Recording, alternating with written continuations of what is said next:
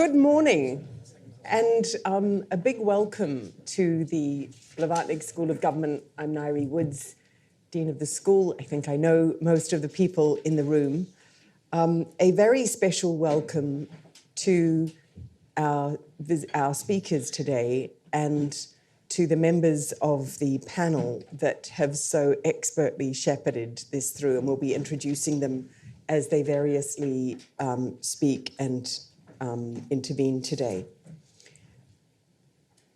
I did want to say just a word by way of introduction about why this index that we're here to discuss the meaning of, to launch the results of, to consider the implications of, is so important to the school. When Jeremy Heywood, the former British Cabinet Secretary, launched this an index of civil service effectiveness back in 2016, it was felt by civil servants at the time, and I think by the Cabinet Secretary, that politicians who, some of whom were robustly describing Britain's civil service in terms like the blob and other forms, or in the case of one senior Cabinet Office minister who came to see me in Oxford, he began by going, "I just hate the civil service. I just hate the civil service." And it's like, if you want therapy, you have to pay for it, you know. Anyway, I think Jeremy Heywood's point was that you needed to be able to benchmark the effectiveness of the civil service because, speaking seriously, the quality and work of the civil service is not always apparent to politicians who come into office. And if you have, as you've had in the British government in the last 5 years, I think 34 different ministers in the Cabinet Office was what the one of the senior officials told me. That's a lot of different politicians coming through. And if each one of them thinks the civil service is a blob and useless, and my job is to spend the next 6 months, the entire duration of my ministership, whipping them, then you don't end up with very functional government. So it was quite a serious endeavour to say, how do we therefore, in a serious way, measure the effectiveness of one country's civil service against others? Because that's a language that both politicians and civil servants can understand. If we say, well, we're better at this than say France, which is always very cheering for the British, then that's a kind of a measure that means something. Now, for the Blavatnik School, the reason why this is important is for those of you visiting us for the first time, this is not a normal kind of university department because we actually all share a mission, and that mission is to help governments do better. And our view is that we can do that in 3 ways. And one is people. It's by bringing to the school, whether for degrees or short courses, people who are really passionate about public service, people who want to serve others and have the capability to do it. And to make a choice to go into the public service or into politics, a choice that ranks even higher than going and doing the coolest startup in the world or contributing in one of the other sectors. Not because those other sectors aren't incredibly important, but because government is trying to deal with the hardest issues of all, and therefore it needs the smartest people of all and the most determined. And that's the first. The second is to do the kind of research and practice to knowledge translation that helps people when they're in government do better.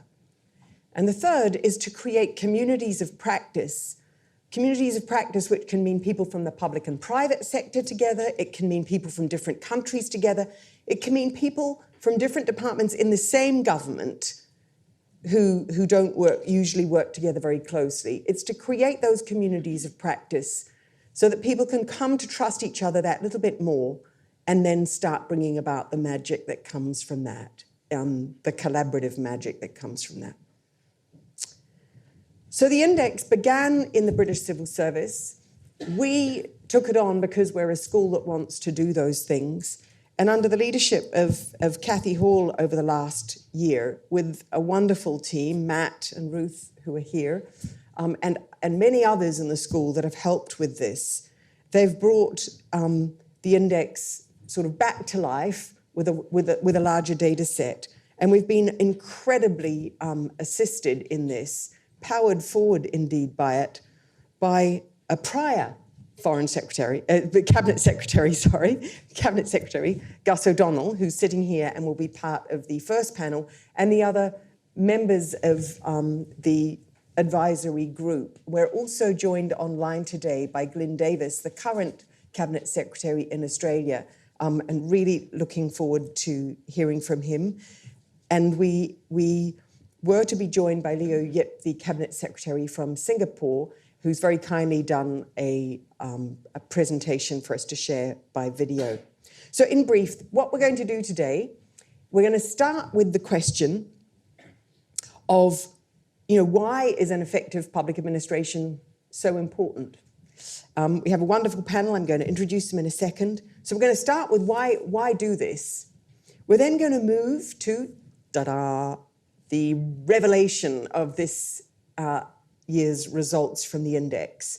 And so those who have been putting the index together are going to reveal the results and tell us where your different countries have ranked. And then in the final section, we're going to really talk about how to make the most use of this index for research in policy practice, working across different communities. How do we ensure that the index helps communities helping governments do better even more strongly? So again, our huge thanks to the members of the advisory group who have given so generously of their time, their wisdom. They're extremely busy people. We're particularly grateful to that. And I'd like to first invite the panelists for the next session to come and take seats. So we have Lord Gus O'Donnell, the former British Cabinet Secretary. We have Glyn Davis online, the head of Australia's civil service.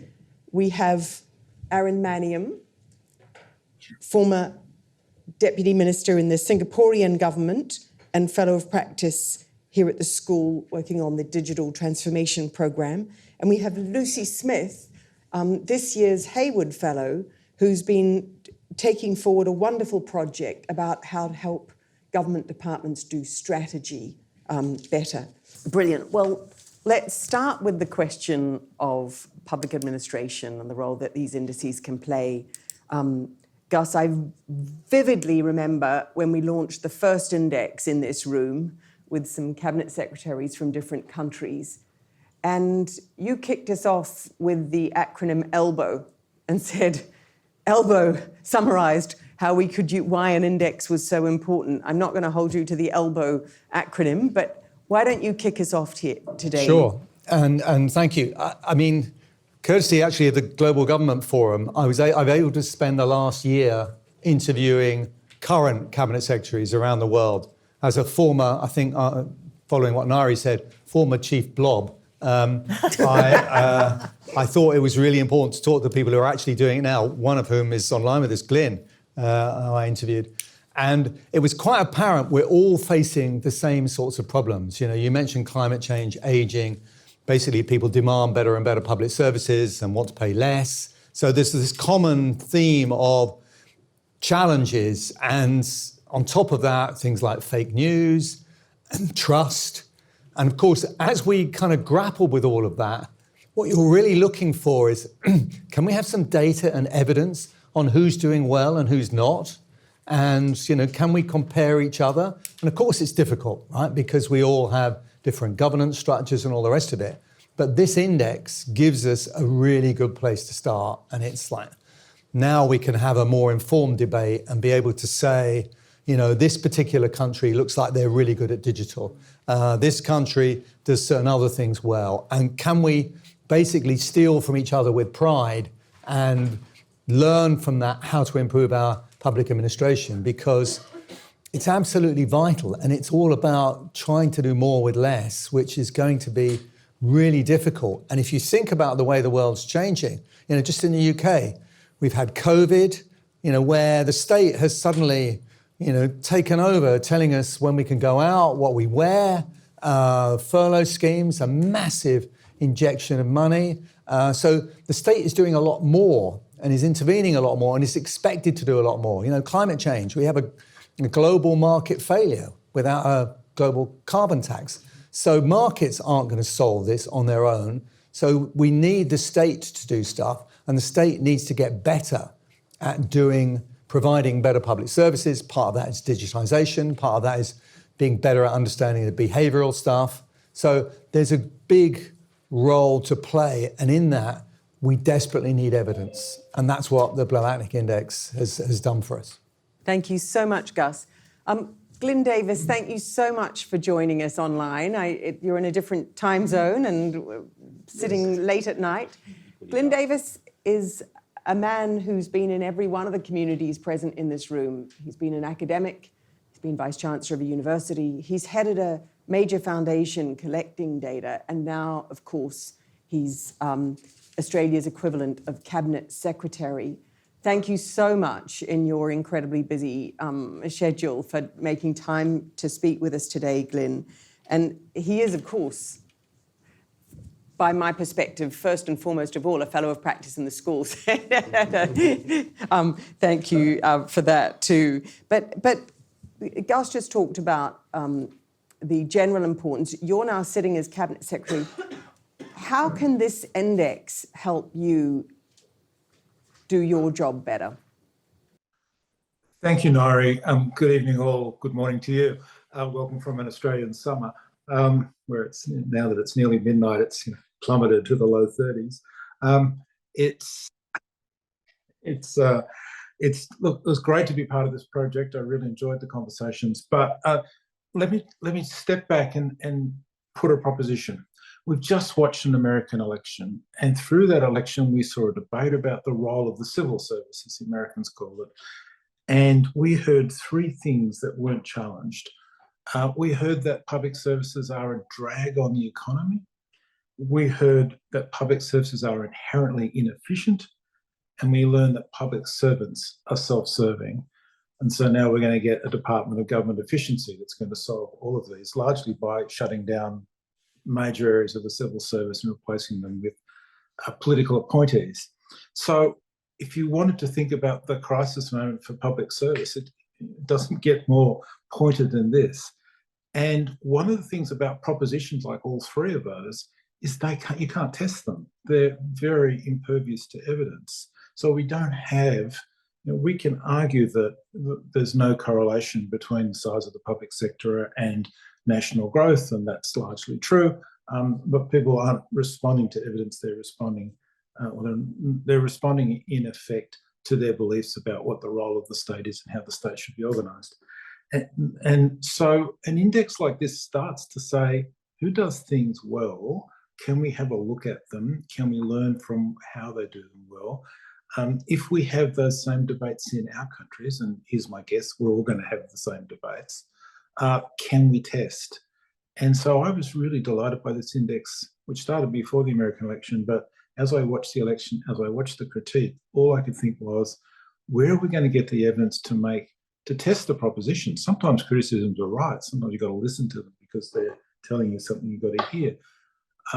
But an index like this, and then we can drill down to it. If public trust in the public sector is high, what are they doing there that's built that?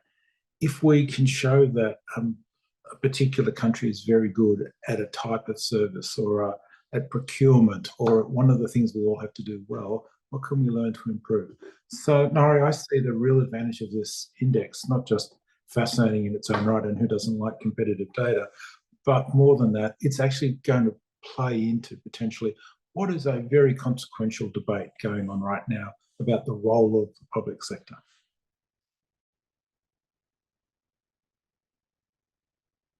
Yeah.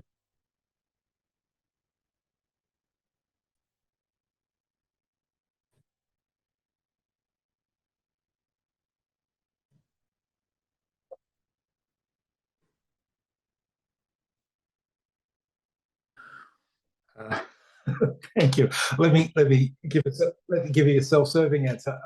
One of the things we worry about is whether our civil service is a reasonable reflection of the population it serves, because clearly an element of trust is, can I see and talk to people who might understand my context? And so when I read the survey, I was both delighted and slightly horrified to see that Australia tops the diversity measure in this survey. Now, we think we don't do well enough. Does that tell us that others do even worse? Or does that tell us actually we're hard on ourselves and we can continue to improve, but we're doing well? I found that just really useful because it's the first time I've ever been able to see any data that tells me how we go on who we hire, how they look, how they respond to community, all the things we're going to need to do. Gus's, of course, absolutely crucial point about doing more with less. It's also about the people that we can bring in, and particularly on our frontline services. And so that was a very encouraging and a result that will give us a bit of evidence and a bit of a mandate and a bit of an argument for even doing better. And that's why I liked it. And I guess if we're at the bottom of the list, all that would be true as well. It would be a real reason to push hard on it. So I think it will have that effect. You will see countries looking, particularly around trust indexes, because that's one of the crucial questions we currently face. Could I just pick up on Glyn's point there and come back to Gus for a moment? 2 points in what Glyn said. So one is about the data and the quality of data, because most academic institutions say, look, the data's too messy, we shouldn't do this index. And one part of you, Gus, is a formidable economist who's very, very data focused. But the other part is former cabinet secretary making things happen. When you said to us, look, an index like this can help you learn, it can help you motivate your civil service, through bragging, it can help compare, evaluate, create the curiosity. How do you, in your head, how do you balance the paucity of good data? So, in other words, can we really trust these outcomes from the index with the effectiveness of creating conversations? Yeah, good question. And the answer is, when you're in government, you would love there to be an RCT about every policy that you come to. You would love there to be brilliant evidence on, is increasing employers' NICs going to really, change the labour market? But quite often, you're doing basically what I call decision-making under uncertainty. That's the nature of the game in government, right? You never have perfect data. What's worse is having no data at all, in which case it's basically prejudices and beliefs, right? So yes, this is difficult. We don't have, when you look at just give the example of the trust data, there is an issue there. It's what are we measuring trust in? Because you've got trust in, if you take the UK, there's trust in ministers, which is down there, and there's trust in the civil service, which is much, much higher. So, we need to, it tells you what are the issues you need to think at and how you need to drill down further. I mean, one of the lessons, it's a classic researcher's lesson from the index, is actually we need to get better data. And there's so many areas where we've got gaps, but let's not assume that because the data is imperfect, it doesn't tell us anything. Actually, this gives you, if you're smart about the way you look at it, and you don't think of these tiny changes being something really significant, then I think you can infer a lot from it, because otherwise we are in the dark. And if we're in the dark, whereas, as Glyn was saying, you're in the Trump era, it's like, well, the obvious answer is that we need to get rid of all of these civil servants and put in people who are Trump supporters. Then it'll all be fantastic. So you need to have an evidence base to actually assess those claims. I couldn't agree with him more that this is going to be a trend that you see with the whole, move towards, far right, far left groups, that we are going to need to have the centre ground with good evidence, understanding what works and what doesn't. And on the trust issue, what is it that you think the civil service, for example, in this country needs to do to rebuild trust? And how would you measure it? Well, like I say, trust in the civil service hasn't declined that much. Trust in our ministers has really declined. And you can think of, you just mentioned the word, the turnover, even in my day, I remember having 9 pensions ministers in 5 years. Obviously, pensions is, not a subject you need a long-term view on. You cannot do your job if the ministers are changing all the time. Similarly, in the civil service, we need to think about, are we keeping people in post long enough? Are we developing the expertise? Are we getting the right people in? And picking up Glyn's point, this is an important point about the diversity, and it's got to look right. And we do have a very, very serious problem in the UK, which I saw a really good article on the FT recently. It's all about the bank of mum and dad. And it's not just about the civil service, it's about diversity in general. If you look at intergenerational stuff, what's the best predictor of how much you're going to earn? How much your parents earned, right? Because, and I have personal experience of this, if you want to be a senior civil servant living in London and you want to buy a flat, have a family and do all those kind of normal stuff on a civil service salary, are you kidding me? Right? And you're going to get a great pension, but your pay is rubbish. And when was the last time a building society gave you a mortgage on your pension? They don't, right? So we've got a fundamental problem here that the only people that can afford it are people like my daughter who gets it from her dad, So that is not the recipe for a diverse civil service, right? We need to make sure that we think about those people who've come from poor backgrounds who are trying to make a way in London, thinking, well, the only way I can do this is join the investment bank or work for McKinsey's or, one of the big 4, rather than actually civil service is a brilliant career. You have fantastic time, you do great jobs, you make a real difference, and we're going to pay you a living wage, as it were. So I'd like to move to Lucy, because it's very notable, sitting from outside the civil service, you can see that one of the challenges for the civil service in many countries, and including this one at the moment, is a lack of a clear sense of what they're trying to do at its most fundamental.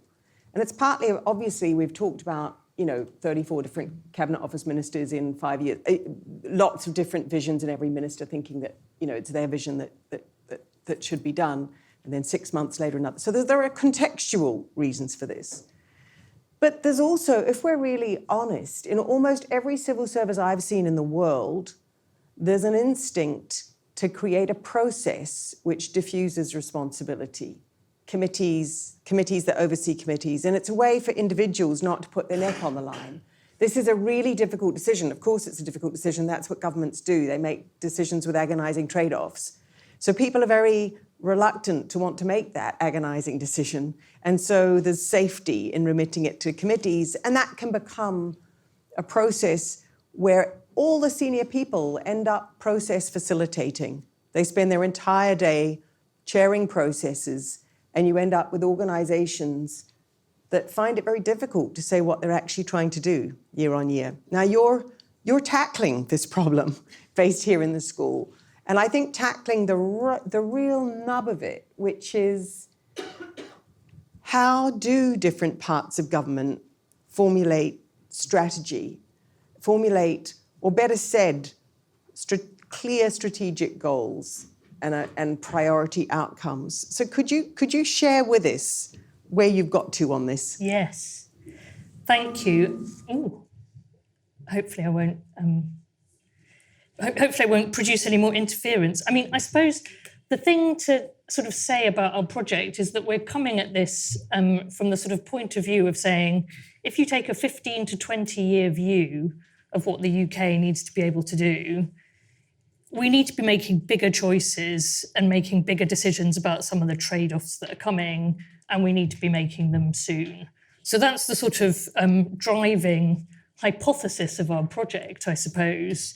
And so we want to look at why is that difficult for us to do? Why is that difficult for the UK state at the moment? And how can we do more in the civil service to support that kind of analysis and those kinds of choices?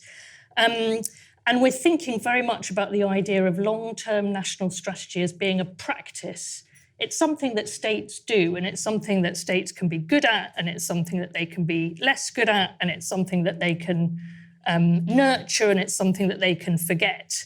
And we think that in the UK, there are pockets of us doing this well. There are moments in our history which we could look back on where we've done this more, but perhaps it's not a particularly pronounced practice at the moment, and we want to look at how we sort of redevelop that practice. But when you look at other countries, there are other countries around the world who do this more explicitly and perhaps do it more purposefully and more holistically, and what we want to do is sort of look at how to learn from them. And I suppose there are a few just sort of really basic things to talk about what sort of characterises some of that practice. One is to say that we are all in the world facing this huge complexity of sort of trends which are accelerating, which are interacting with each other, which are producing this complexity. But the countries that think in a sort of national strategy type way are really good at diagnosing what really matters to them. And that's not just about analysing the trends, it's about saying, who are we? What are we good at? What's the inheritance that we're bringing? And how do we build on that to sort of work out what that needs to mean for us? So part of our diagnosis in the project is we need to be much better at understanding our starting point, and it's worth sort of linking that back to this index and the type of evidence it gives us to do that. We think countries that do this well are much better actually at setting very meaningful objectives for the state and actually thinking more about how you set objectives in a comparative way. Like we don't often in the UK say, well, we need to catch up with this country on X or this country on Y. We're more accustomed to saying we'd like to be the best at X or Y, but what does that sort of tell you about what your policies should be? And we think that other countries are perhaps better at making the bigger bets and choices and sort of following through on those, and we want to learn how to do that better in our system. And how do you make those big bets and choices? You need to do that by really understanding your strengths and how you might perform as a country. So again, sort of the evidence is key. And then I suppose the final sort of area of investigation is once you've made those decisions about what you're going to do, how do you stay the course in a world which is hugely uncertain and changing all the time? And again, I think that is an important part of this investigation and helps us to think about this in relation to the index's evidence, because the index is beginning now to look at strategic capacity and what are those particular bits of capability that need to be built in order to sustain activity over, 15 to 20 years on some of those really big choices. Glyn, as you listen to that, does that sound right to you? Or does that make you go, yeah, we're already doing that? Or which areas does that make you sort of reflect you might? I really like the idea of sort of trying to have a 10 to 15-year plan and trying to think about the ways you do it. And then I reflect on Muhammad Ali's observation that everyone goes into a fight with a plan until they get hit in the face. And from there on in, it's a scrabble.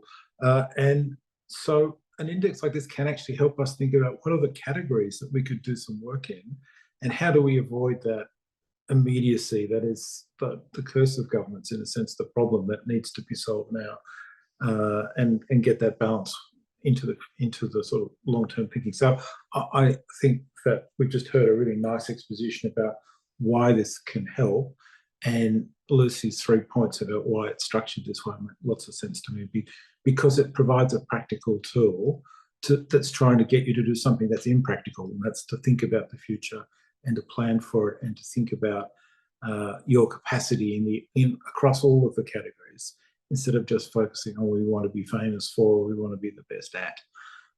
It might be more important to have a consistent and coherent logic that runs across everything you're trying to do, and to do that, you need to do the sort of reflection that Lucy's just pointed to. Thank you, Glyn. And you, Gus? Yeah, I mean, strategy is kind of very crucial, but I think we need to realise that it's really hard in, as you say, in democracies where you've got frequent changes of prime minister, minister, changes of administration, trying to get them to think for the long term. I've been bashing my head against the wall saying, for God's sake, can we have a 10-year capital plan, for the UK? We got spending reviews that, I remember when they were 1 year, we now, 3 years. If you're in the private sector, you think of an investment plan, 3 years? You are kidding me. I mean, it's a joke, right? So there are things we do well. I would say an example would be the climate change committee, the setup, the legislation, the fact that there's a committee telling you all the time how you're doing relative to your goal for net zero and why you're falling short and what you should do. And so Parliament is forced to keep coming back to it. It's forced to assess, you've given this goal, are you doing what's needed to achieve it? So I think there are times when you can develop institutions and structures that allow you to keep to a long-term strategy. But it's no surprise that you think about these things, who's good at the long-term stuff, and it tends to be people where they've got rather stable governments. Yeah. Looking at Singapore. Yeah. Perfect segue. Thank you so much. So Aaron, you've been leading work thinking about how we do digital education for governments in the school. And people do like to wave digital as the solution. Like, all the problems of the civil service, just do digital and that will solve them all. And I think 10 years after people started saying that, there's some sobering evidence that this is not a good way to approach how you think about the adoption of technology in government. And so I guess the big question for you is what needs to happen in order to deploy technology effectively in government? I'm really glad that we are exploring this in this, both in this panel and in the index. The fact that we have quite a good number of digital indicators and some cyber indicators there as well, I think for me captures the fact that there is both a tremendous upside in what we could do with technology, but also lots of cautionary notes, as you pointed out, Ngaire. And the first thing I would say that is really critical is we have to not start with technology and assume that it's all about efficiency and streamlining. There is an element of that in how we use technology in governments, but if we begin from that basis, then all we'll do is end up transforming what we've already been doing already, digitizing it maybe a tiny bit, making minor incremental changes to it, but not actually altering the fundamental experience of what it means for a citizen to receive things from, engage with, and for someone to actually work with a government. So I think we need to think a lot more about what that transformational potential is, and then remember that it takes a lot of hard work to go through it. So let me just give you some examples of this, right? If we think only about convenience, then we'll be left with thinking about technology and how it affects the payment of things like taxes, how we receive payments, whether it's things like pensions or student loans. And there's an element of that that's important, right? Tech can make that more painless, more seamless, more smooth for citizens. But we also have to think about the fundamental infrastructure of how that gets done. Right? How much data do we have to share with governments? How many times do we need to share that same amount of data over and over again? I mean, the UK, at the time when GDS was a very strong global leader, one of the best things that they did, I think, was show the world how really well-designed forms can be done on a website. You don't need an app, you don't need fancy stuff, you just need a simple website that allows people to key in the information that they need and then hopefully store it in an interoperable way across different government agencies. The challenge today, I think, is that sometimes you fill up all this data and then the follow-up isn't always as immediate as one would like, but at least that's there, right? It's a strong experience, I think, for citizens to go through. And I think when we look at examples of, in the UK, like Verify, Authorize, and payment structures, or what Singapore has done with SingPass, what we realize is that there is that seamlessness, but there's a depth underneath it that comes from a really strong interoperable infrastructure across different agencies. And that's why in our index, we focus not just on the existence of digital infrastructure, but how joined up that infrastructure is across different parts of a government. So that's one aspect that I think is really important, to keep both the upsides and the downsides in mind. I would add one other thing now, which I think is important. I think tech allows us to also hire better. right? It affects who we get to work in government. And both Glyn and Gus talked about this, right? Getting the right people in is so critical because it allows for both better hiring processes as well as hiring people who have the kinds of experimental and agile approaches, which I think are exactly what government needs. You can't do the strategy that Lucy's been talking about if you have people coming in wanting process to be mechanistic and linear and determinate. You have to have people who are willing to sit in the messiness. And I think those are the people who are used to dealing with Google Docs, who are used to dealing with far more agile and responsive technologies. And governments need to kind of get with the program on that. Fantastic. I'd like to close this panel coming back to each panellist to just with a reflection on what Aaron was just addressing, which is this question of technology and government.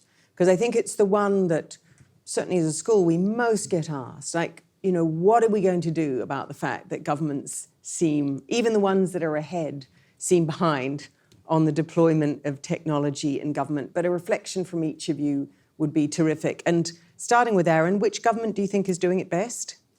I really like, I do think my own country, Singapore, is doing a good job on a lot of technology. I think Estonia does a really good job. There are parts of what New Zealand is doing which are really strong. I'm part of the UK DCIT's panel to redesign their digital centre of government. And I think there are tremendous new ideas and a receptivity to how transformative technology could be. So there are lots of examples out there. The key, though, is whoever's ahead today will end up being not ahead in 5 years' time because of the way the legacy structures work. And I guess we just have to remember that this work is never done, right? We need constant checkpoints, constant reference checks on how well we are doing. And that's why indices like these are useful, right? The UN publishes an eGov development index. The World Bank has a version of it. There's the DESI index for Europe. But what I like about what we're doing with this index is that it embeds digital as part of a much larger ecosystem of public administration. It's too easy to see tech standing by itself, but we need to see it as part of a nested system of different processes, different protocols. And when we see that coming together, right, tech as part of public administration, not something separate, then I think we'll be able to do the steady improvements that need to be done. Fantastic. Lucy? Just, I suppose, two reflections on Aaron's really interesting sort of reflections on technology. I suppose one is, if you're looking on a sort of 15 to 20 year horizon, you are constantly grappling, as Aaron says, with the sort of tension between everything in the future is going to be amazing and different, and what we're buying now is going to be the legacy that we're going to be dealing with in 15 to 20 years' time. So you sort of already know part of the future, and it's going to be that sort of tension that you're trying to deal with. I suppose I'm really interested in how you translate what we're seeing in technology into a sort of big strategic question for government, which is, you know, we are now in a digitally dependent economy and society, and what does that mean? And what does that mean for quite a lot of the other things that we do, and how should that then influence our other strategies? Thank you, Lucy. Gus? So I think the technology is going to be really, really important. I think there's a question about, you know, how much we use technology for public service delivery, but there's also a question of how the public are using technology and the interrelationship with that, where I think we need to think very carefully about regulation. We need to think about, to what extent do we need to use legislation? My answer to that is very, very little, because legislation will be clunky and out of date by the time you've got it through both of our wonderful houses, I know, and it will be inappropriate. So we need to think about how we create an agile state that actually understands it's not just about public service delivery, it's about how individuals are using it. And I would say sometimes the structures that allow you to make decisions change, which actually is really important as well. And the one thing I'd say is, like, in my day, we had this brilliant way of doing cross-departmental decisions, which we now don't have, right? And it was called the Friday meetings, where we all had to come together to come to a single view across all departments on an issue that was going to be an EU directive, right? Because we had to have a one government position. We don't do that anymore because we don't have to have one government decision because we're not part of the EU. The net result of that is they come together and they decide not to decide. So you kind of like go nowhere. And I think the relevance for us with this is that the index is very much a national index, and we need to bear in mind that there's the whole question of, within a country, where are the decisions made? So, for example, if you're looking at the US, you know, there are certain things that are at federal level, certain things at state level. And, getting that mix right is an important part of it. And when you're part of a bigger bloc like the EU, obviously, there are certain things which are EU and certain things which are national. And so that, I think, is when we think about using the index, we need to think about those sorts of things. And then within that creates the kind of understanding of the outcomes to which you then need to think about what's the right technology to deliver those outcomes. But it's, I want to start from understanding what the right outcomes and what the context is. Thank you, Gus. And last word to Glyn Davis. Glyn. Thank you, Ngaire. We've talked about technology in service delivery, and we just talked about it in citizen expectations. Let me just touch on it in policy. Recently, the Commonwealth Treasury here in Australia had to do a review on a complicated industry regulation. They got about 2,000 submissions, huge amount of material. They put together a team that spent a month working through the submissions to produce some policy recommendations. And then I watched them, just as an experiment, use AI. And they asked AI to summarise the key messages, to pick up the neglected issues, to talk about the orthogonal suggestions that are somewhere buried in all of this data. It produced in real time, as I sat there and watched on the screen, a superb summary, I think at least the equal of the summary of the month's work by a team. And what I kept thinking is, not only is this fabulous indication of what we can do, but we now have a month to use this team that we've spent them reading submissions to actually do really more substantive, the next phase of policy work. I think technology is also going to make a big difference at the core of government, in the centre of government, about how we advise on choices, how we assess evidence and data, and how we put options in front of governments. And that's a new world. Thank you, Glyn. Look, this panel this morning has really highlighted that governments aren't just struggling with setting new goals, new strategies in a world that's changing so fast, both inside countries and across different countries. But they're also struggling with the means to implement those. And I don't say struggling as in normally they get it perfectly right.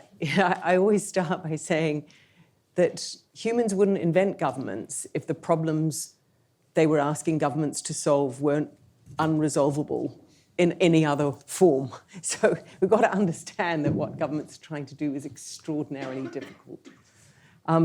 And I think each of the panelists has given us a real gem, a real nugget to focus on as we think about what elements of public administration could really help us move forward. And more than anything, they've underlined how vital it is for the nuts and bolts of government, that's the civil service, public administration, public management system, to be able to benchmark itself, not least to say, hey, we are doing a bit better, even if we're not solving all of these problems. Or, gosh, we're not doing quite as well as we'd want, but somebody else is, and so it is possible, and we could learn from them. So with that, I would like you to join me in a second in thanking the panel and say how much I'm looking forward to the next section, which is revealing the results of the current index. But please join me in thanking Lord Gus O'Donnell, Cabinet Secretary Glyn Davis, Lucy Smith, Aaron Maniam for a wonderful beginning to this morning's session.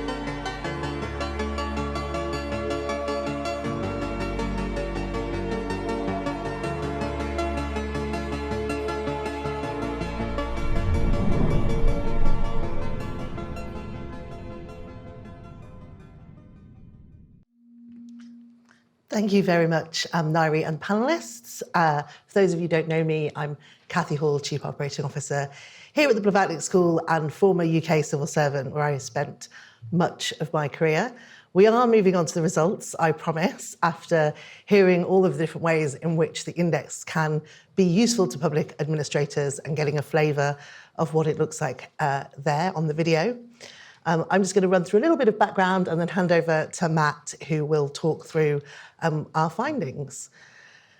So firstly, you've heard a bit of this today, but just a reminder that this very much builds on a previous collaboration with the Institute for Government and the UK Cabinet Office, who are here today, and was initiated by former Cabinet Secretary Jeremy Heywood, very much as a tool to understand how the UK civil service is performing, to help other civil services do peer learning, and to ensure we were sort of getting credit for the things that go well.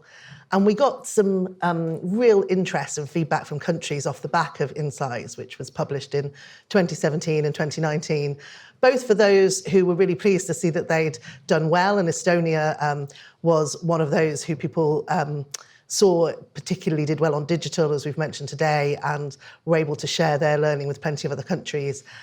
And those that did less well, who could then look to others as to how they might learn. But also, we had a lot of interest from countries who weren't in the original index, which focused on just 40 countries. So Nigeria's mentioned here, but plenty of others, Brazil and so on, were really keen to think about how they could be part of this and use the framework in order to look at their own performance. So 5 years on, and lots has changed since 2019, and we've talked about that, but we've done two main things in updating and refreshing this index. So the first is we've really expanded the country coverage. So we're now at 120 countries across the world with pretty good coverage in most regions. We'd like to have more coverage in the Middle East, in North Africa, Sub-Saharan Africa, and in the Caribbean islands. But in most countries, we've got a good span. Most regions, we've got a good span. And also in the World Bank income groups, we've got pretty good coverage again right across those, particularly high, upper middle, lower middle income groups. It's less good in lower middle income groups, but we've still got about 50% of the countries there. So we're really pleased with the way we've been able to expand the coverage of countries in the index, which hopefully means it's a wider learning tool.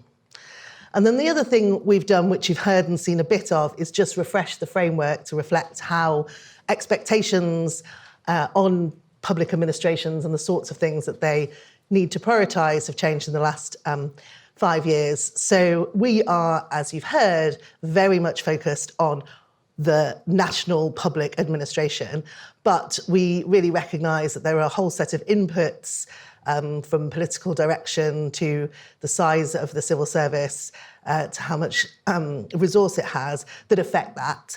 And we really recognise there are a whole set of contextual factors. Panellists have mentioned, whether you're a member of something like the European Union, what your constitutional context is, what your economic context is. And all of that obviously affects how a civil service or public administration performs, but that's not what we and this index is focused on. We also know that there are a whole set of wider actors that are part of that journey from converting the inputs of a state into what really matters, which is outcomes and impact for citizens. And that's a whole range of things from subnational governments, which we were just talking about earlier, to businesses, to civil society, to people themselves. And again, we don't look at that, but we want to recognise that that is the context in which the national public administration is working, and partnership with those bodies is essential. So our framework looks at the 4 domains that you have just seen. So we look first at strategy and leadership, which is that overall capacity, as Lucy was focusing on, to set strategy and to lead, and the kind of values and vision that a public administration has. Looking at 5 indicators here. We think cross-government collaboration is vital, but there isn't yet global data on that, but that's one to look at. And we've also got openness, integrity, which we've mentioned, and innovation and innovative practices. Public policy, which really looks at the core functions of a public administration, that policy making, crisis and risk management, We've added an indicator here on use of data, which has obviously become increasingly part of the expectation on public administrations in recent times. Again, financial management, very important, but we don't quite have the global data to yet measure it, but that's an aspiration. National delivery, where it's obviously very complex to think about different delivery models in different contexts. So we don't look at health or at education or at some of those big kind of social policy areas because they're delivered in very different ways in different countries. So as with insights, we look at the types of things that are most often delivered at that national level. So tax administration, digital services. We've added a measure on border services around customs, as that's important, and we would like to look at social security administration. We've also added a measure which we've called system oversight, which is really about saying, although there isn't direct national delivery responsibility for those services I've talked about, there is something about your confidence in the system you have set up to ensure that you can interact with other players in the right way to get those priorities delivered. And then finally, we move on to people and processes, which is about how it feels to be in the civil service, to work. We talked about some of these things. What kind of technology do people have access to or that supports their work, diversity and inclusion, HR management, and so on. So having set out the background, I'm now going to hand over to Matt, who will talk you through the methodology and then some of the findings. Great. Thank you, Kathy. Hi, I'm Matt Kerlogue. I'm a data scientist here at the Blavatnik School of Government, also a former Cabinet Office employee for a long time. I remember very early on being writing submission to Gus O'Donnell about the People Survey and some international comparisons on that. So 15 years ago, and I'm still doing sort of basically the same job, but just in a different place. Anyway, that being said, before I get onto the results, I'm going to do the sort of boring sort of methodological thing of like, what have we done, how are we doing it, and some considerations to bear in mind before actually ingesting and digesting the results. So as we've talked about, we're measuring executive level activities at the national level. We're not measuring things like the rule of law or other measures of democracy or things like academic or media freedoms, those much wider, very important matters of governance as a whole, but we're focusing very specifically on the administration. We've sought to use a broad sources with a very broad international coverage. There are pockets of deep data, and particularly sort of obviously insights drew very heavily on OECD data. We wanted, as sort of refreshing the index that this time around, to focus on global data. There's been a sort of improvement in the landscapes. There's more available data at a sort of global level, but that's not to say that there's not other data out there that's also useful for international comparisons. Our methodology and results are open source. We'll be putting the code up on GitHub later today, so you can go and have a look at it yourself and see what we've actually done specifically.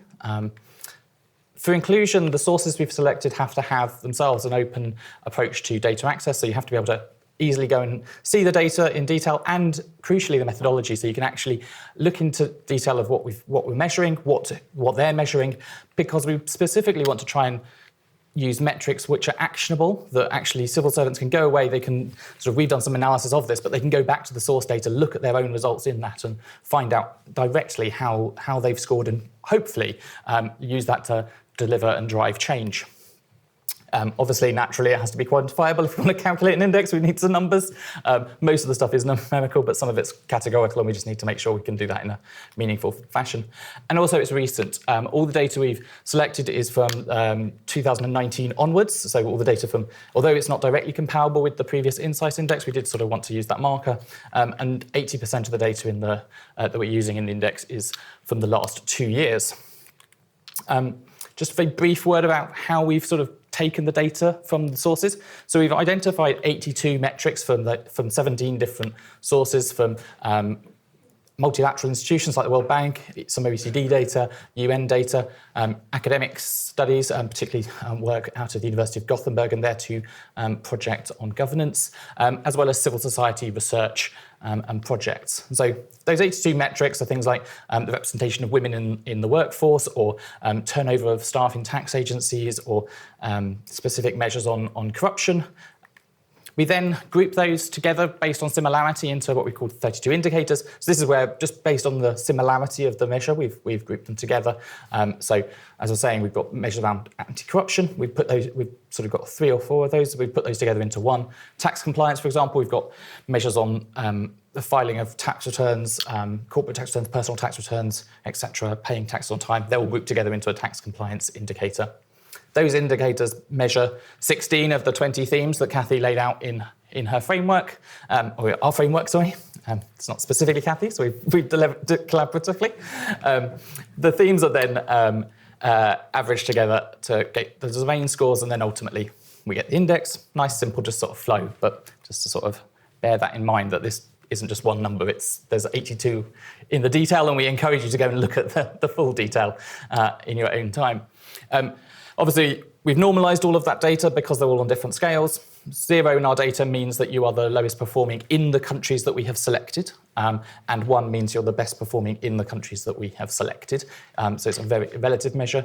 At every stage, we're just doing a very simple averaging, and there's no imputation for missing data or reweighting. We've done some tests, sensitivity analysis tests, and we don't find that actually changing those assumptions actually varies the model massively. Then finally, just some caveats. I promise this is the last slide before the results. Data coverage across the framework varies, as Kathy's already touched on. Some themes do have quite a number of metrics, things like integrity, openness, tax, for example, areas that have always been consistently of interest. Other areas have only a small number or one metric going into them. So just to be mindful of the fact that that varies across the framework. Also, data coverage varies by country. Only one country has full coverage across the 82 metrics, which is Mexico. So not that that's one of our headline measures, but interesting enough that only one country actually has complete data. So to be mindful of that. And as I said, we're using secondary sources. I think this points really back to sort of what Gus was saying about sort of it's bad having no data, and we're using the best available data that we've got, and we're sort of the perfect being the enemy of the good is not something we want to encourage in this space. We want to make sure that actually we're exposing data that is available, using that in a useful way. We measure relative performance. It's not a definitive ranking. It's really about sort of that peer comparison and driving that forward. There is other data out there. There's your own data about how your civil services perform yourselves, your own data about sort of the composition of your workforce, how different departments and agencies are running. Also other international comparisons that we've not put in to the mix. And it's not to say don't use those, it's to say use this in combination with that. And just as the final one is obviously don't overinterpret small differences. It's really sort of, yes, we've got 128 countries in there, but we're not expecting you to compare yourself to all 120. Pick the sort of countries that you're most interested in and see how you directly compare in that. So that being said, there's 120 countries.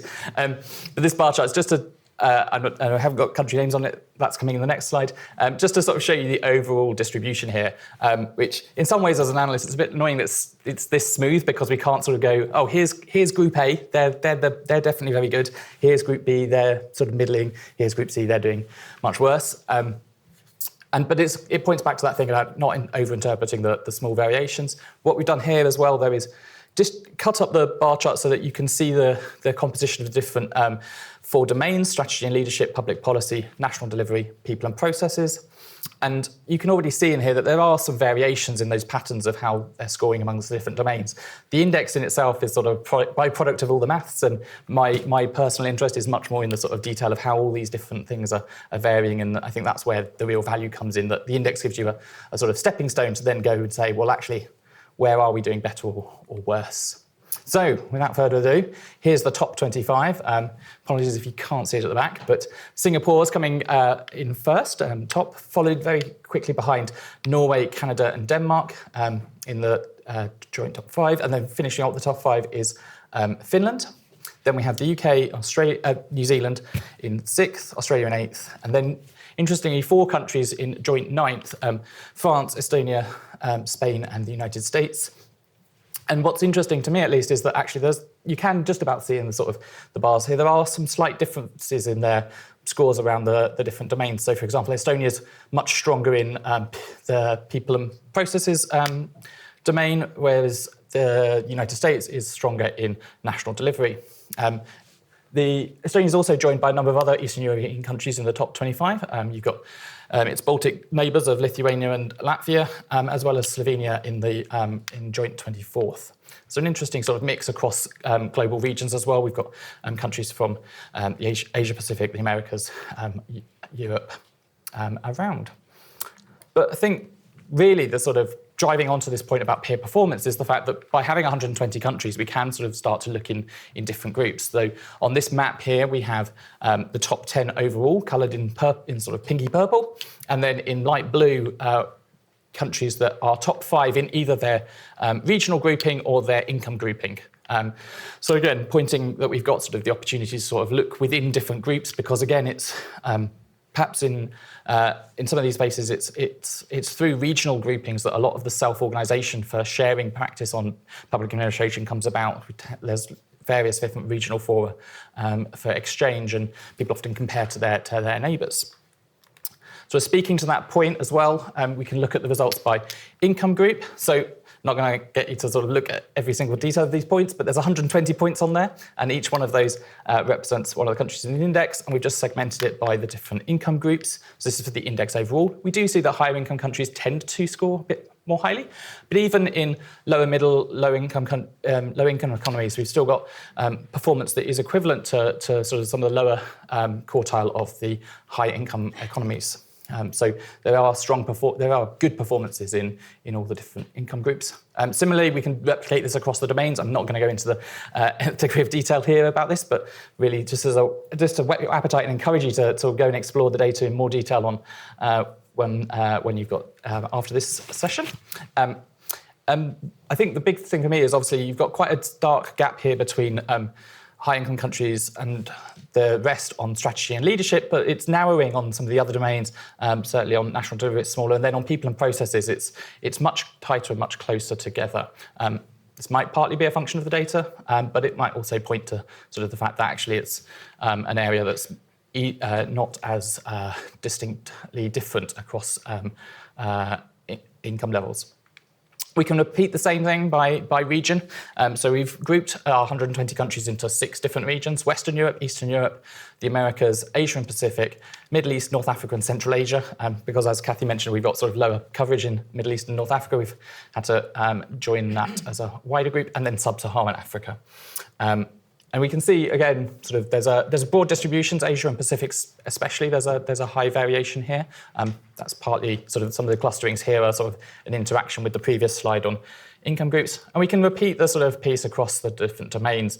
And again, still that piece around people and processes really coming out that actually there's much tighter there's less variation, between the different regional groups there than there is in some of the other domains. So really interesting sort of, hopefully this whets your appetite for sort of exploring it in further detail and exploring sort of the intricacies. But as we mentioned in the framework, we have the logic model of saying the public administration takes inputs and it turns them into outcomes with the assistance of various others.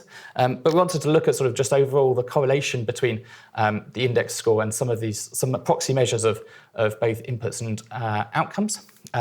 So overall, as a proxy for sort of scale complexity, we looked at the relationship between the index and population, and we don't find a correlation there, even though sort of obviously looking at the top end of the results, you go, oh, these are slightly smaller countries, perhaps there's something in it. Actually, we've gone and looked at the data and we don't see a relationship there. Similarly, looking at government expenditure as a sort of proxy for financial resources and human resources available to governments, we don't see a correlation between the index and expenditure, even once we exclude the couple of points on the outlier points on the right-hand side of that scatter chart. We still don't find a statistically significant relationship at this stage. These are all indicative sort of bivariate correlations. There's much more work to be done to explore these in detail and think about them thoroughly. But moving on to outcomes, although it's perhaps a circularity question about whether GDP per capita is an outcome of better public administration, or whether better public administrations are happening because you've got the money to spend on them. But we do see a correlation between those two, as partly indicated by the previous slide on the distributions. But we also wanted to look at not only economic, but sort of measures of social progress. And we've looked at the Human Capital Index as a sort of proxy here for overall sort of social progress, a measure of life expectancy, education levels, and a couple of other social progress measures. And we do, again, see a correlation here between the index and human capital. We know there's a strong correlation between human capital and GDP. So even once we add run a regression model with both of those, with GDP accounting for it, we do still see a statistically significant relationship between the index and human capital.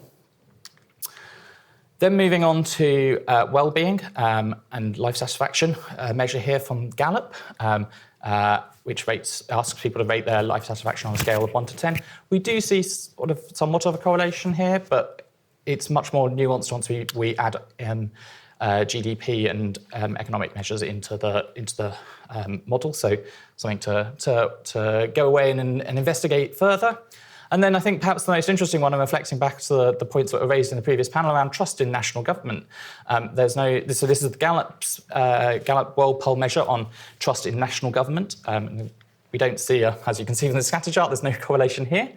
But perhaps this talks to the fact that this overarching measure is perhaps more linked to assessments of politics and state of the country. We do see when we subset this just to high-income countries, we do see a correlation appearing.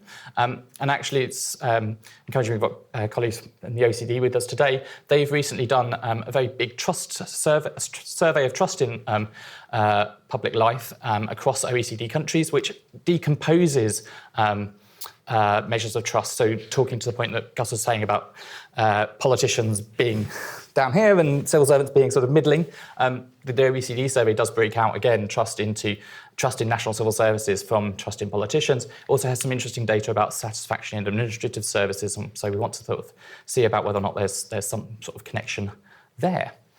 So anyway, that's a very quick tour de force through the results and some of the initial work we've done.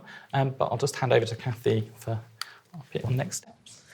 Thank you, Matt. And there's an incredible amount just in what Matt's been able to share today. And there's more in our summary report, which those in the room can pick up on the way out, or you can look out on the website.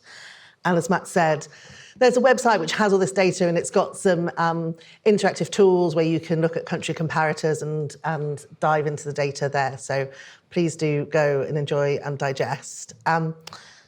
We mentioned at the beginning, Ngaire mentioned at the beginning, that this is a tool, and the most important thing is how we use it to have impact. So we are very keen to help governments work with multilateral organisations to help think about how this data can be useful for informing and supporting reform plans. We're really keen to work with partners, academics here at the school and elsewhere, to do further research and analysis, and we've mentioned some possibilities around regional comparisons and diving into some of the themes a bit more. And we're really keen to collaborate to improve the data landscape on public administration. So I'm going to invite some responses from some of our panel members, and then invite colleagues from different sectors to come down and join us for a panel. But firstly, we thought we would hear from the head of the Singaporean Civil Service, who tops the rankings on his. Let me first congratulate the Blavatnik School of Government for developing and rolling out this index of public administration. This is an important contribution to civil services who, unlike businesses, do not have the benefit of regular market signals that tell them whether the policies and services are adequately meeting demands and expectations and where they fall short. So this index focuses attention, and it sets out a useful framework on the qualities, capabilities and functions that civil services should seek to build. I'm humbled that Singapore's public administration has been well rated in this inaugural index. Singapore is a small city-state with no natural resources, so it's absolutely critical that we seek to have an effective governance system that optimizes the development of our people and create the best conditions possible for nation building and for growing a competitive economy.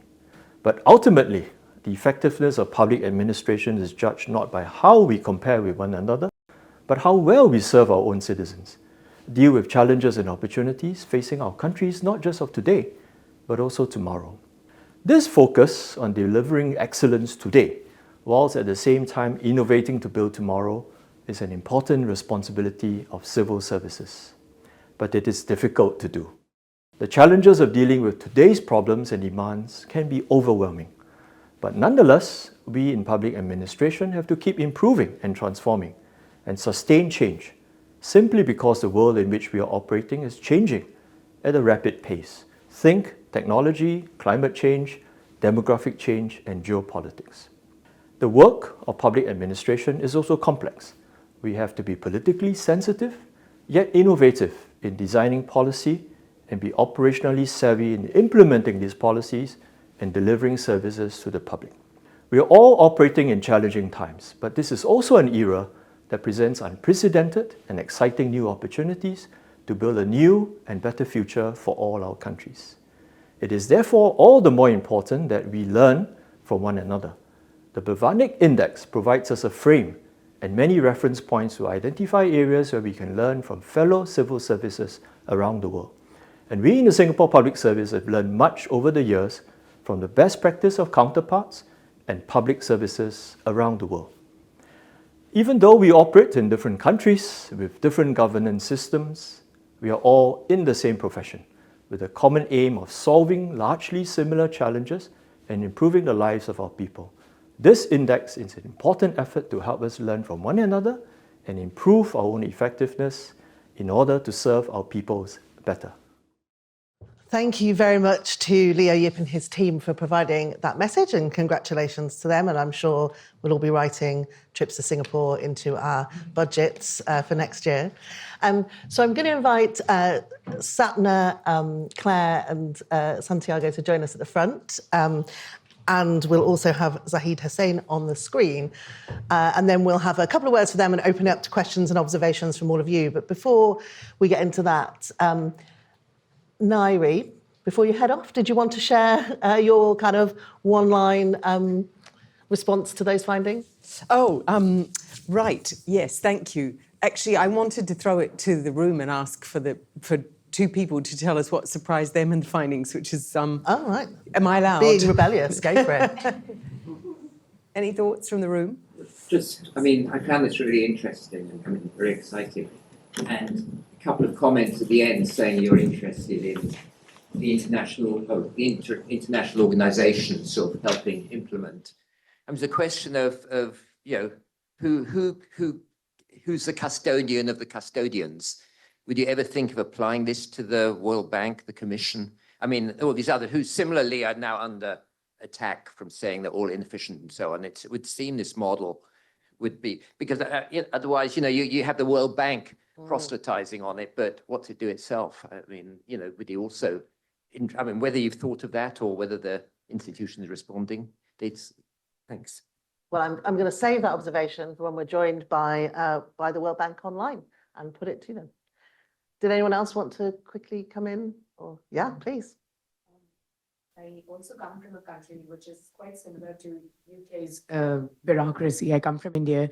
One of the questions that was in my mind is that usually civil servants are least accountable because they are not running for office, say, every 4 or 5 years.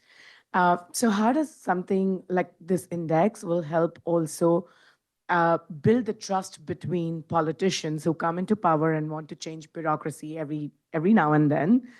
How is that like more convincing of trust between a politician and a civil servant, maybe using this self-reporting mechanism that I'm seeing, that politicians or people who are going to put in the data, and then it's open source data which goes into a metrics, but they could be just like, no, the past bureaucracy did not do a good job. So is this something that can help build more trust between politicians and civil servants, because civil servants are not accountable in that sense, that they don't run for office and keep coming back there? Yeah. That's great. I'm going to take both of those questions and put them to our panelists when they join. Do you want to come in as well? Gus, just before I turn to the panelists, did you want to share your immediate thoughts on the results? So one thing to stress is that I remember when Canada came top and talking to the head of the Canadian Civil Service at the time, them saying, oh God, when you go out and ask the people, they say, you've got to be kidding. And you have to remember that your individual publics always think things could be better. So one of the useful parts of an index is to actually give that comparison. So when in India, you're absolutely right. I can imagine everyone saying, oh God, the state's hopeless, it's useless. And this allows you to say, well, actually, we're not as useless as everybody else, so it's really quite tough.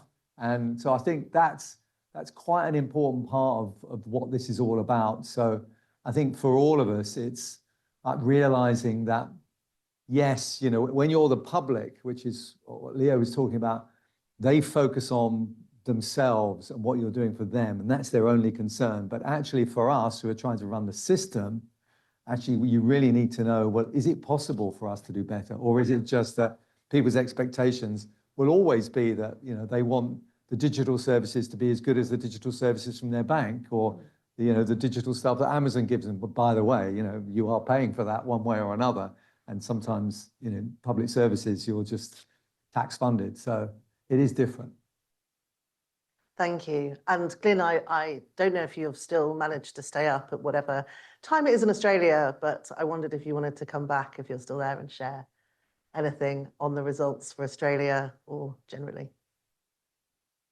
No, gone to bed, quite understandable.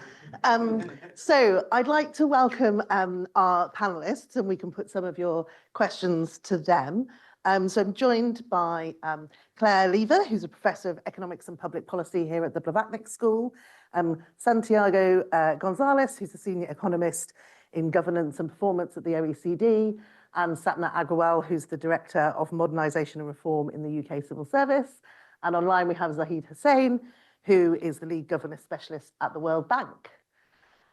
So I just invite you all to maybe say quickly, we've got here a mixture of practitioners, of specialists in multilateral organisations, in academia. What's the sort of one thing that you most see the index being useful to you in your professions, and how you think we can take the next step from having an index to impact?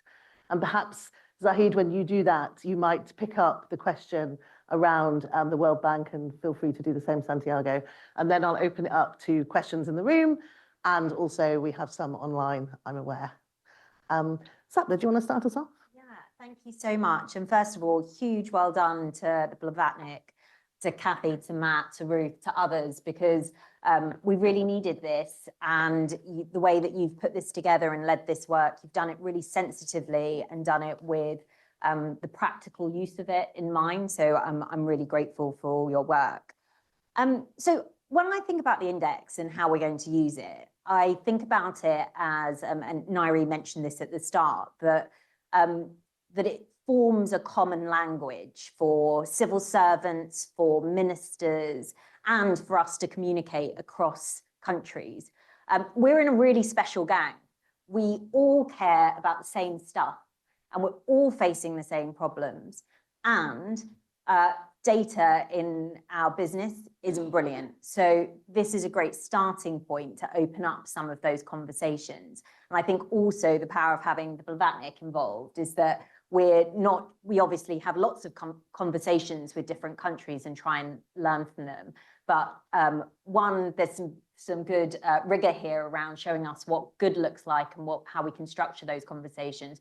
But also I'm interested in how we can infuse the academic perspective in sort of pushing the metrics further, pushing our understanding of how you shift some of the metrics, because it's great to have this, but it's all about getting better. So what actually is going to move these things forward? So thank you. Thank you, Sapna.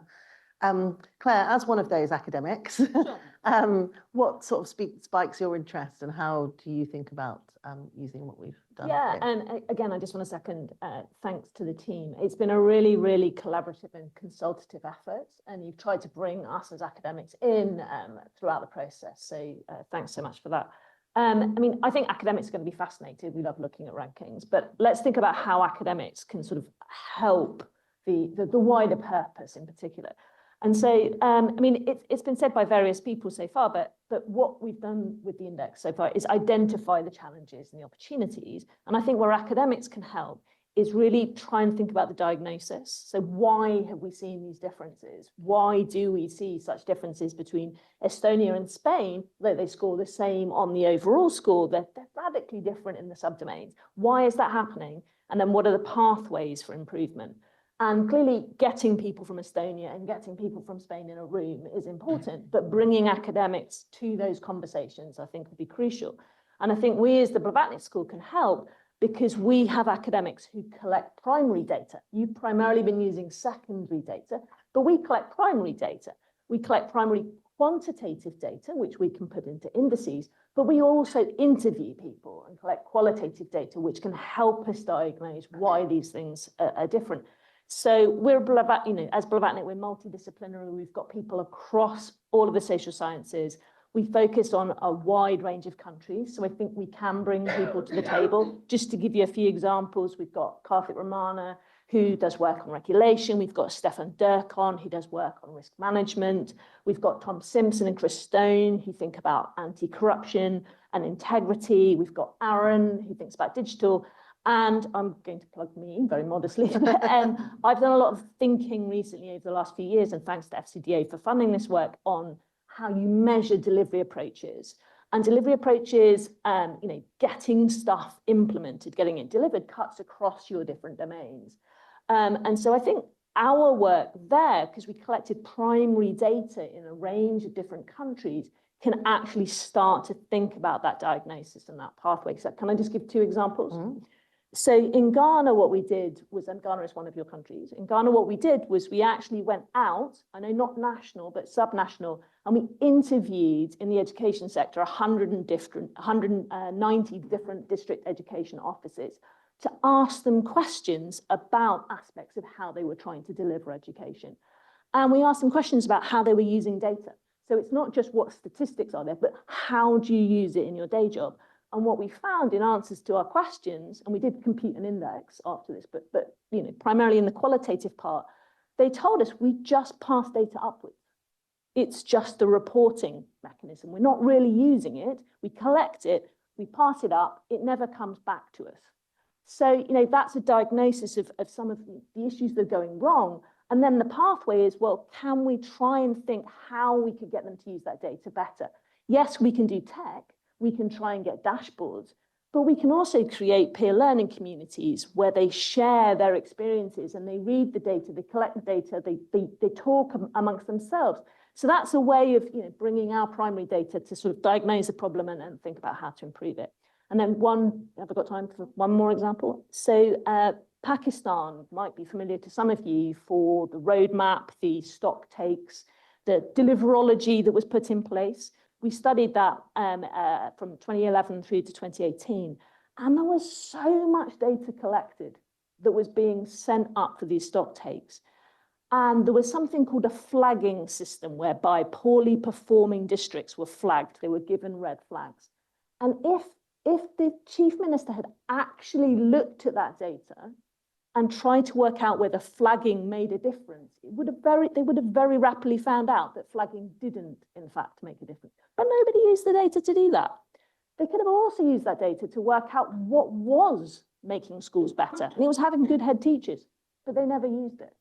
So I think we can bring to the table, something more than just these, where there are differences. We can start to do the diagnosis and think about the pathways. So.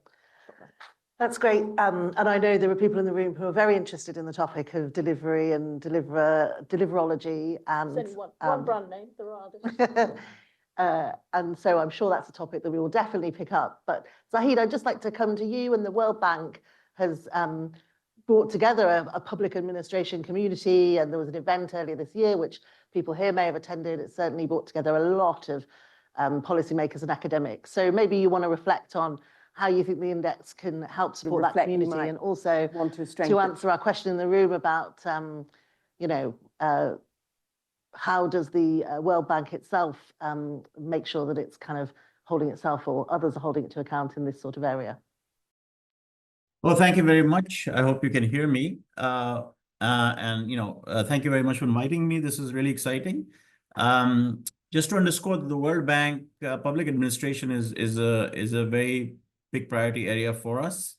We have engagements in over 70 countries where we have lending operations and a very large portfolio of analytical work. and better data and empirics is key to this. And it's kind of the next generation of public administration work for us. In the past, it was much more legalistic and normative, and now it is increasingly becoming more empirical. And we have in the bank what we call the bureaucracy lab, which is precisely this more empirical approach to public administration reform. And we partner with academics, including the Blavatnik School, in this work, right? And we're trying to, as you mentioned, we had a big event in Washington, D.C. in May to try to bring this empirical approach to public administration reform. And I think indexes like this are really important because benchmarking serves to highlight the issue for our client governments, and then it whets their appetite for more micro and granular analysis.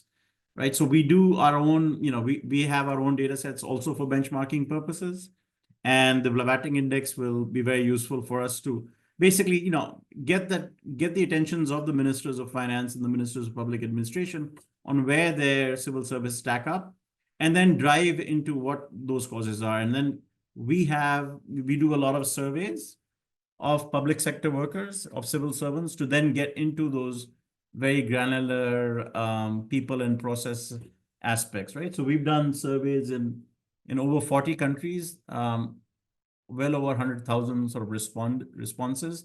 And we use that for very country-specific analysis, not for benchmarking, but for country-specific analysis. And what we find is you see lots and lots of variations in the quality of public administration across ministries and organizations within countries. In fact, that variation within countries is often much bigger than the variation across countries, and that lets you identify areas where things are going well and things are not going well, and what those people and process aspects are that drives those variations. So that analytical work is informing not only policy dialogue, but also the design of our lending operations, and then also allowing us, and coming back to this issue, the question of accountability, is how we measure our own success. So we are using increasingly microdata on public administration capacity for baseline, midline, and endline measurement of our lending operations to see, for example, is there more merit-based recruitment in the public administration at the end of the project? Is there better quality training? Is there more effective performance management? And that, in a sense, is holding us accountable for the money. And seeing if that money and that investment yielded the results.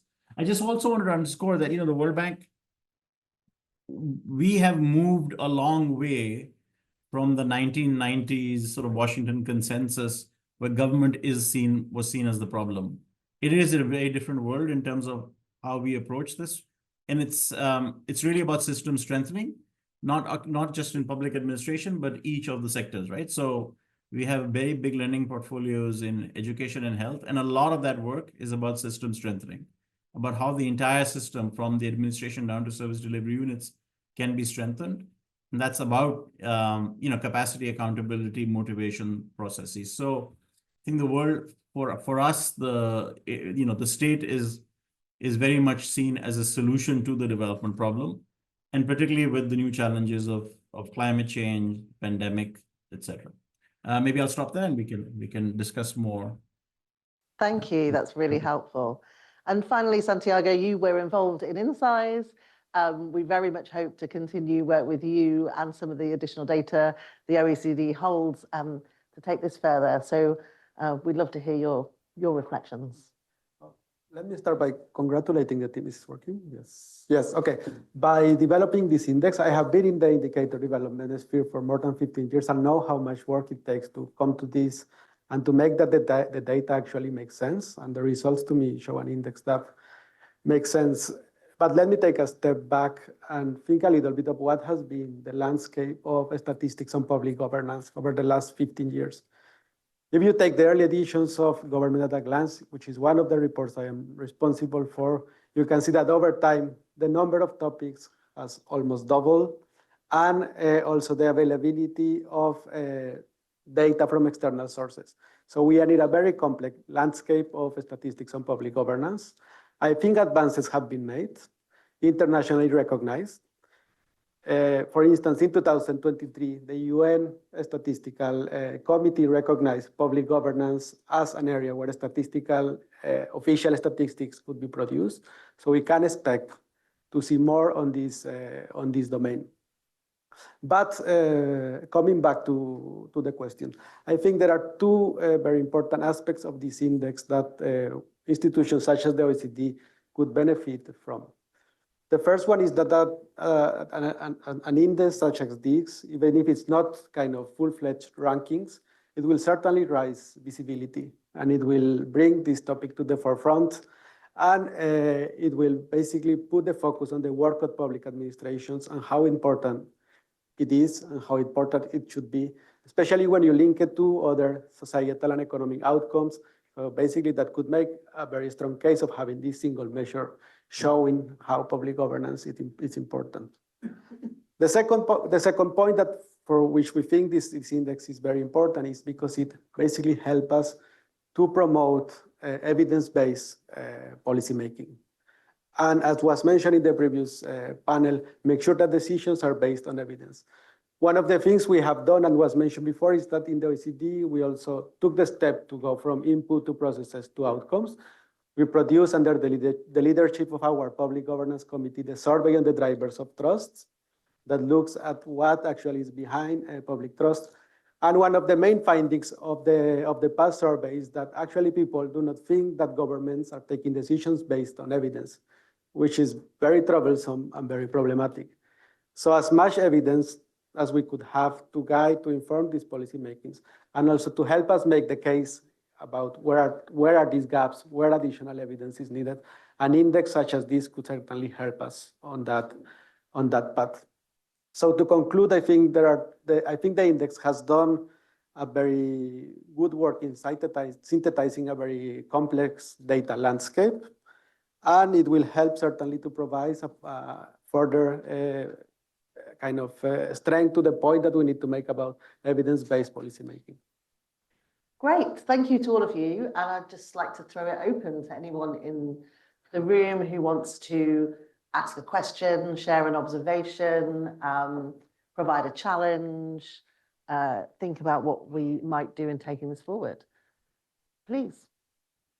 Thank you so much for a very insightful discussion. My question regards to the actual implementation of reforms in public administration, because like many of us are working in the area. So my feeling is that there is already sufficient data, and this index will complement the data to flag where the government needs to put attention. The issue is that many developing countries are lagging in most of those indicators. And since you all well know, budgeting is incremental, and we cannot implement comprehensive reforms in all these areas.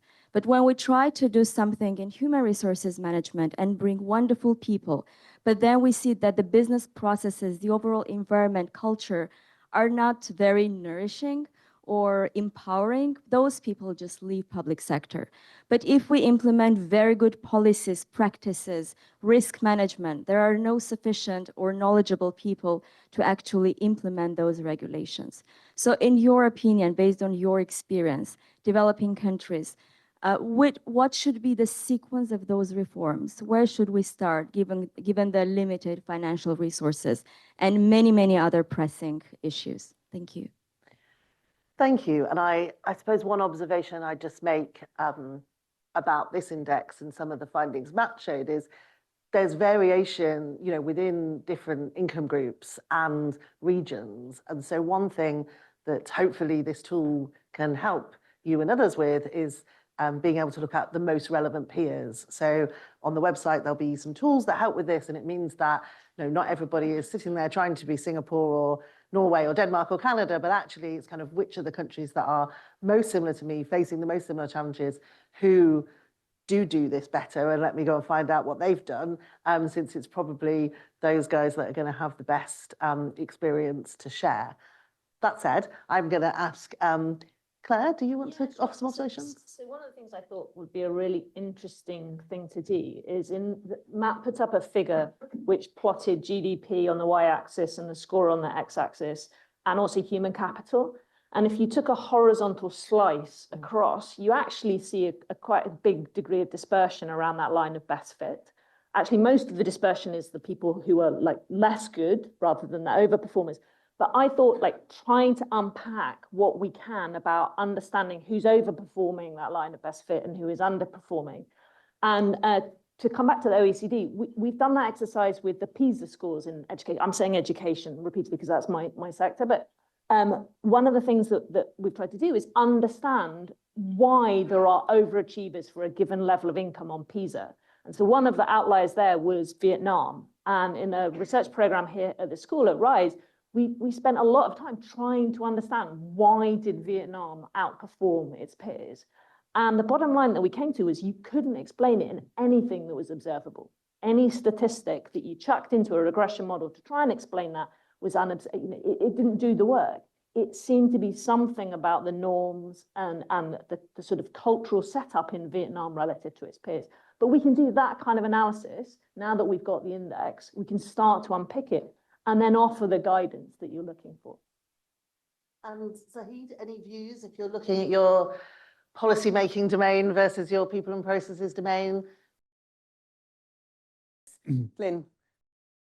Yeah, no, thanks very much. And this was going to be my comment also on the index. I mean, to what extent, as you refine the index, you think about how well the conceptual framework traveled from OECD to non-OECD countries. When I saw it, I thought, the strategy and leadership domain may be of a less high order of priority than sort of delivering of core services and the people and processes part for low and middle income countries, right?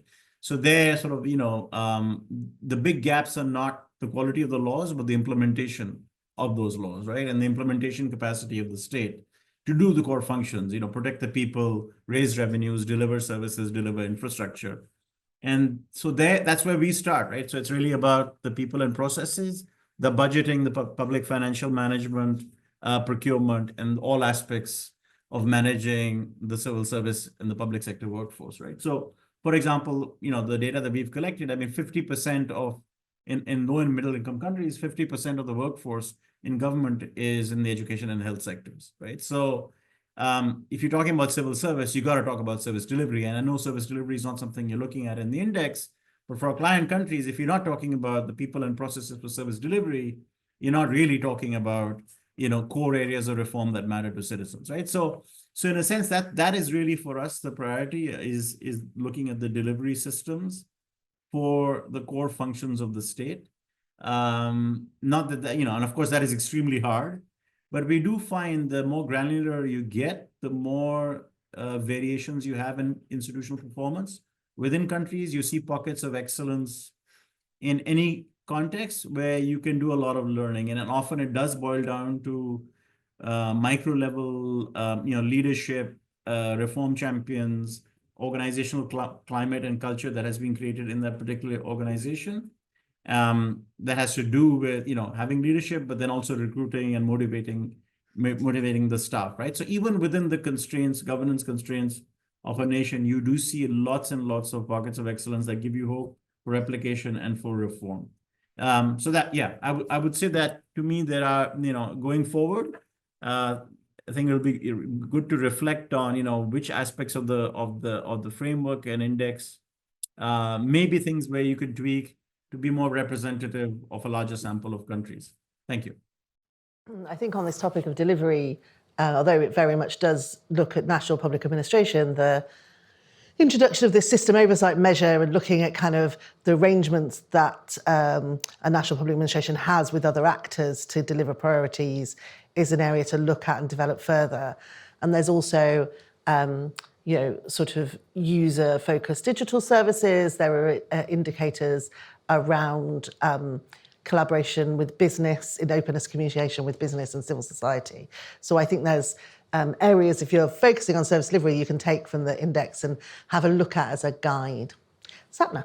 Yeah, just coming back to the really astute question, I think that there's something not only sort of for lower income countries and higher income countries to share, there's something within each country to learn from this. So we're working at the moment on the next sort of reform plan for the UK. And really, one of the things that we'll use the index for is to think kind of across all the things that we want to fix, like where do you get most bang for your buck? Where should we put our marginal pound? Because as Gus said earlier, we're going to be asked to do a lot with less. And then second, to your point about sort of the packages that you need to solve for, it's exactly the same problem, I think, for every country. You know, we don't know, one, to Gus's point, whether sort of paying people more sort of leads to better outcomes. We need more evidence around that, but we also suffer with the same challenges. We can bring in great digital staff, to Lucy's point.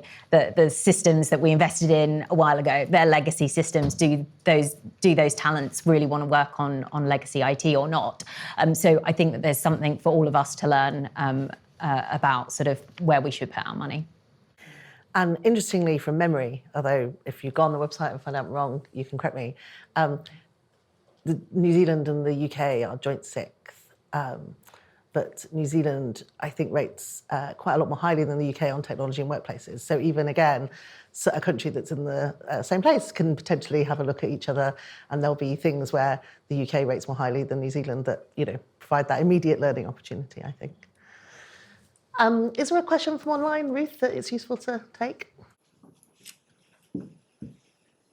We've had some great engagement online, including and focusing on what that theme of what next and enthusiasm for digging further into the data. I think one of the key questions is, using this as a benchmarking tool supporting introspection, what are those opportunities for that engagement, either country to country or broader, to really learn and gain those insights into the why of why things are working well? Yeah, I mean, we're very committed, obviously, as a school to convening further events, which will probably be maybe more focused on regions or themes or groups of countries that are interested in learning from each other. And I know there are colleagues in the room who might want to say some things about opportunities they have for bringing folks together. I don't know, Zahid and Santiago, if there's anything you'd want to say particularly about places where people can really engage in those benchmarking conversations using the index and other tools. I mean, for us, the whole benchmarking basically works out well when you have policy communities.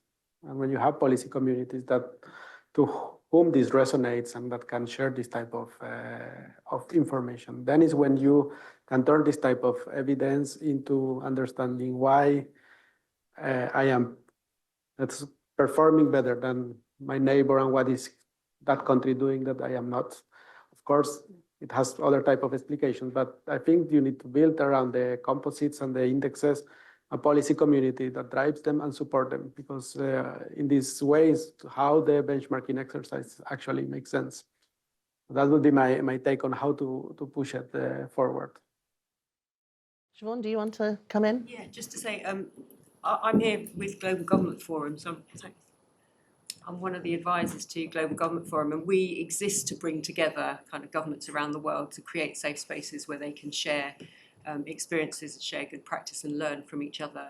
So we've got a whole host of events already in the diary. We're going to Singapore. We'll have Leo, where we bring together cabinet secretaries once a year in Singapore. We've got Innovation, which is a big event that we do in London every year, which is in March 25th and 26th. 25th to 26th. So we're delighted to kind of explore these possibilities with Blavatnik going forward, where we can use those opportunities to put this in front of the global network that we already have. Great. Gus, did you want to add to that? Well, just to say that I think it's really important that we do get the bit about strategy and leadership, that we get the leaders, the current cabinet secretaries to learn from each other. I mean, we've already seen that we've just announced a new cabinet secretary in the UK, and the Prime Minister's given that person the job of rewiring the British state. Well, you know, that's quite a big job. Where do you start? Well, one way to start is to look at this index and say, where are the things where we lag behind countries that are similar in terms of GDP, and yet we seem not to be doing so well as them. So I think there's lots we could do. Kieran, you know about the technology side of this as well, and the cyber things. What were your reactions to it? Well, I think, firstly, there will be, I think one of the things that was really commendable about this effort is the transparency of the methodology. I do remember, people will pay attention to this. Your first slide, Cathy, going back some time ago in this session, where you had reactions from various countries that did well, didn't do well, or didn't participate, are quite interesting, and bureaucracies will pay attention to this. I spent some time when I was leading a national cybersecurity agency, which was my old job in the previous decade. Lots of countries were doing the same thing. Lots of people started assessing them, and the global virtual blob did pay attention to these indices. I think one of the things we'll have to be really sharp on as this evolves and to make it useful is the way in which we try to measure and adapt the impact of technology. And there will be, I think, quite a lot of hype around this. For what it's worth, my one measure of it is that I think the modernity, health and quality of the digital estate of a government is a pretty good indicator. In other words, in plainer English, decent devices can take you a long way, despite all of the hype. And there's a wonderful article recently in the New Statesman by Hetan Shah, of the CEO of the British Academy, about hype in public services around AI.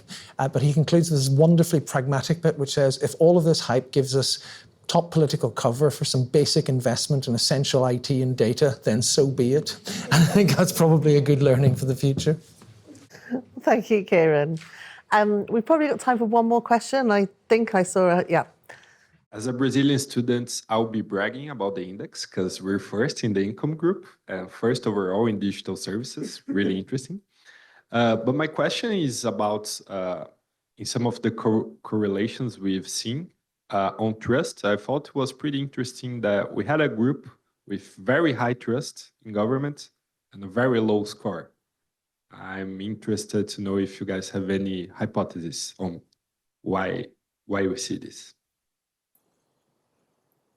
I don't have a hypothesis on that, and I think we would have to do the sort of thing that Claire talked about, which is take those countries and have a good look at them, and that's exactly one of the things that we want to do. So those correlations sort of struck all of us as really interesting avenues for further exploration, and there's a whole bunch of things we'd love to look at within them, and we will definitely be adding that one to our list. But you've done a lot of work on trust, and I don't know if that's ever a pattern you've seen?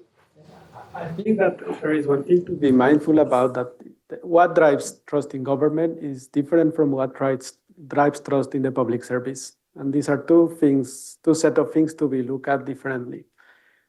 From our results in the trust survey, some of the things that are driving trust in government, which is political variable, relates much more to having voice, people feeling that they are heard, what we call political efficacy, and other things that are much more, if we could call it, political.